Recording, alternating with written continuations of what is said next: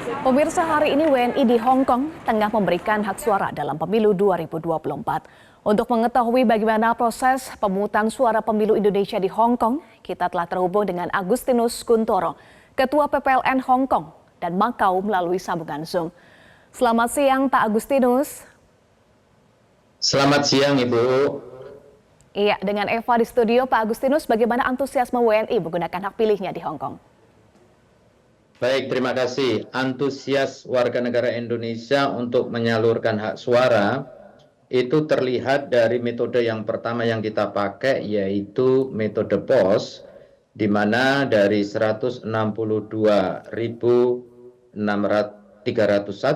itu sudah masuk sebanyak 75.787. Jadi memang sudah sekitar 46%. Jadi sudah dari sini ada kenaikan antusias atau partisipasi masyarakat dari pemilu sebelumnya.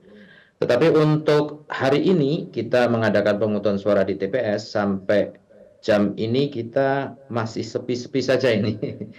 Masih di bawah 500 padahal kita sudah memulai pemungutan suara dari jam 9. Jadi kemungkinan besar kita saat ini akan memasuki masa-masa krusial setelah makan siang. Most probably akan banyak yang masuk untuk menyoblos. Dari kita untuk TPS sedikit, kali ini hanya 2.360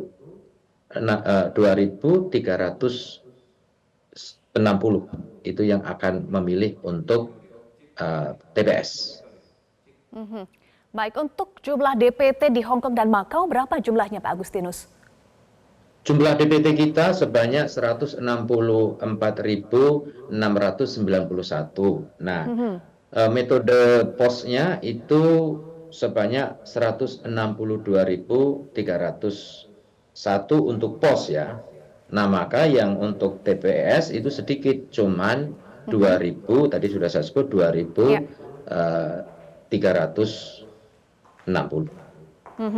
Jadi paling banyak adalah POS ya Pak Agustinus. Pak Agustinus, apakah ada kendala dari proses WNI terdaftar dalam DPT sampai WNI bisa menyalurkan hak suaranya hari ini di Hong Kong dan Makau? Halangan untuk verifikasi dalam rangka menentukan DPT memang ya banyak hal ya. Karena pertama, ketika kita melakukan verifikasi atau pemutakhiran data pada awal tahun 2023, memang banyak teman-teman kita yang merasa pemilu itu masih jauh, jadi sulit untuk mendapatkan jumlah yang memadai, selain bahwa keterbatasan waktu di mana kita bisa mengadakan pendataan hanya pada hari Minggu, di mana sebagian besar warga negara Indonesia di sini adalah PMI yang mendapatkan hari libur biasanya hari Minggu.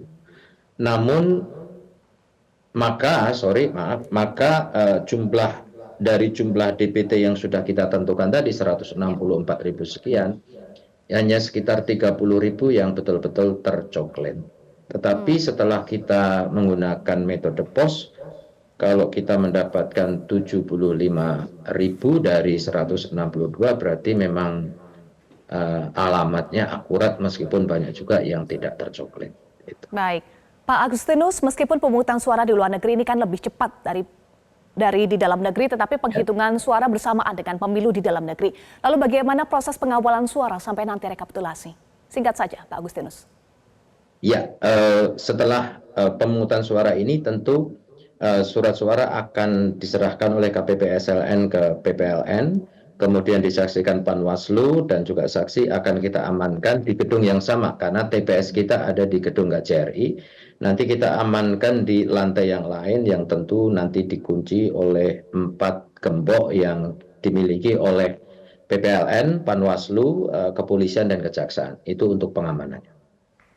Baik, terima kasih Agustinus Kuntoro, Ketua PPLN Hong Kong dan Makau sudah bergabung bersama kami di Metro Siang.